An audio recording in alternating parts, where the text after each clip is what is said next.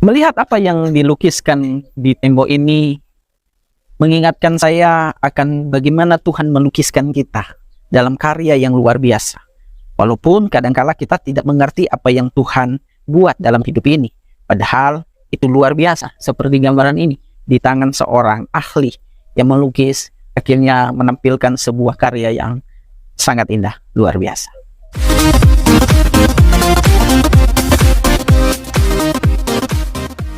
Salam sejahtera bagi Bapak Ibu Saudara sekalian dalam kasih Tuhan kita Yesus Kristus. Shalom Besem Hamasiyah.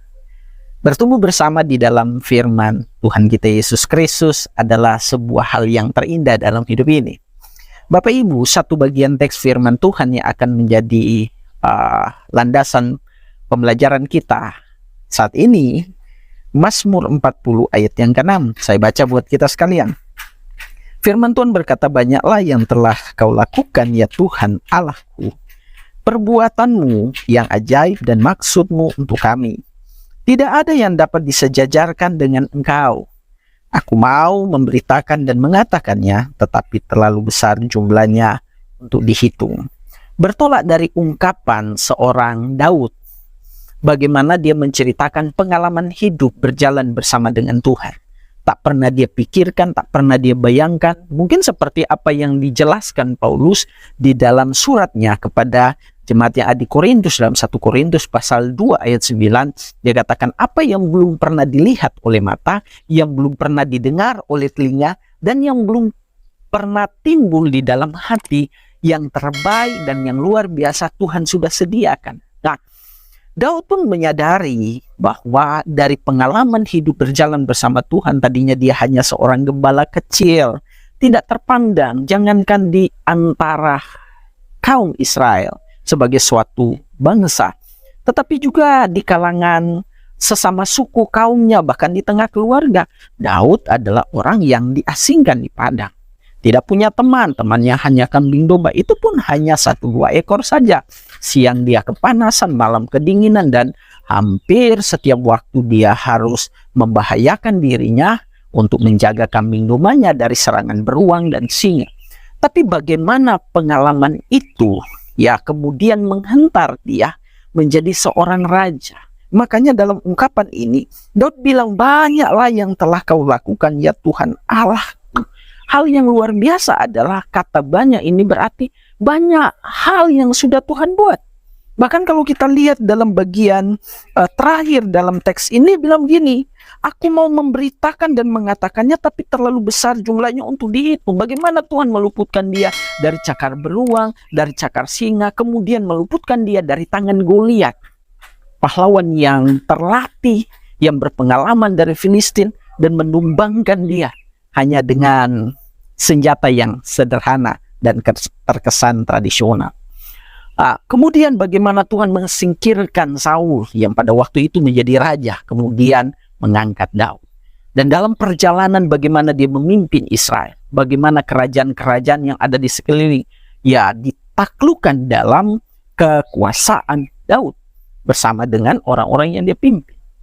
Bapak Ibu Saudara yang dikasihi Tuhan, tentunya dari uraian Daud pada akhirnya bilang begini, banyaklah yang telah kau lakukan ya Tuhan Allahku, perbuatanmu yang ajaib dan maksudmu untuk kami. Dalam arti bahwa ternyata semua hal yang Tuhan lakukan yang begitu banyak, yang tidak bisa dihitung, Tuhan punya tujuan, Tuhan punya maksud, yaitu bagaimana melukiskan Daud dalam sebuah karya cerita kehidupan yang bagaimana mengerjakan hal yang mustahil, bahwa Tuhan menunjukkan dirinya sebagai Tuhan yang mampu untuk mempromosikan, mengangkat, dan membuat seseorang menjadi pembuat sejarah. Dimulai dari mana? Dimulai dari hati orang itu yang betul-betul membawa hidupnya untuk mengikuti apa yang Tuhan mau. Buktinya kita melihat bagaimana cara hidup Daud untuk menaati semua ketentuan-ketentuan yang Tuhan tetapkan bagi dia. Diasingkan di padang, dia tidak menjadi kecewa dan memberontak, tetapi dia ikuti ritmenya Tuhan ketika Tuhan membentuk dia, ketika Tuhan melatih dia di padang. Bahwasannya jangan lupa, justru padanglah yang memberikan Daud keberanian untuk menghadapi apapun. bahwa padanglah yang melatih Daud memiliki kemampuan untuk berperang. Banyak hal yang diberikan padang kepada Daud.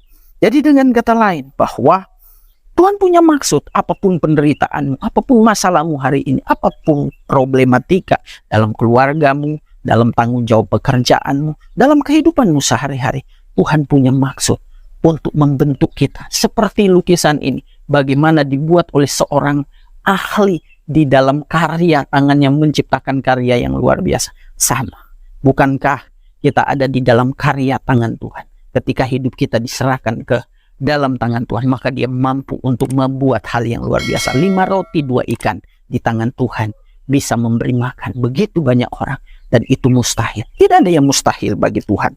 Dan Daud bilang begini, tidak ada yang dapat disejajarkan dengan engkau. Artinya bahwa kita tidak bisa mengukur Tuhan dengan kemampuan logika kita yang terbatas. Yang kita harus lakukan adalah bagaimana menaati Dia dari waktu ke waktu, mengikuti apa yang Dia mau, berpengalaman dengan Tuhan, berjalan dan terus naik bersama Dia, mencapai puncak sesuai dengan yang Dia tetapkan bagi kita. Puji Tuhan, Tuhan Yesus memberkati kita sekalian, dan mari kita berdoa. Tuhan Yesus yang baik, kami percaya rancangan-Mu indah buat kami. Damai sejahtera bukan kecelakaan membawa kami kepada hari depan penuh harapan. Kami percaya kami semua diberkati oleh firman-Mu, dan kami terima mujizat dalam Kristus Yesus Tuhan yang hidup. Kami berdoa. Amin. Puji Tuhan. Shalom BSM Hamasiyah Bapak Ibu. Kita akan berjumpa di waktu-waktu mendatang.